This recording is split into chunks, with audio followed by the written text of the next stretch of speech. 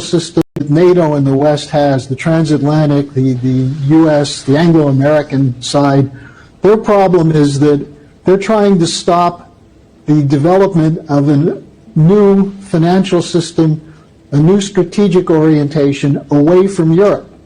And this is already occurring with Russia, with China, countries like India, the BRICS countries. They're moving in a different direction. And so can you repeat that one more time? I'm trying to understand what you just said, so if you don't mind repeating it one more time, I'm sorry. Sure.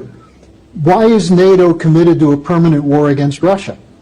Because Russia refuses to accept the idea of a Western rules-based order, which is not based on rules, it's not based on international law, it's based on the supremacy of the financial empire out of London and Wall Street. And unfortunately, European countries submit to that. And so that's why they're providing waves of weapons. They thought the sanctions would destroy Russia. The sanctions didn't. They thought that they could turn the world against Russia and isolate Russia.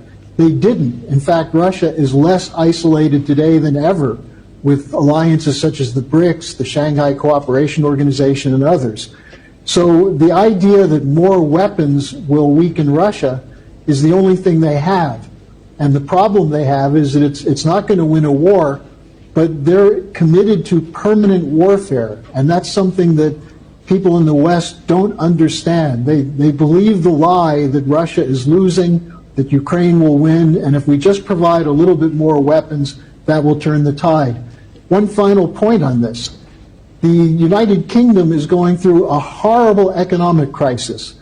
And the question has to be raised, how can Sunak justify sending more weapons when the British economy is on its back? There are strike waves, the population is angry. So I think the West has a losing hand, but they're going to continue the war as long as they can. The problem that NATO and the West has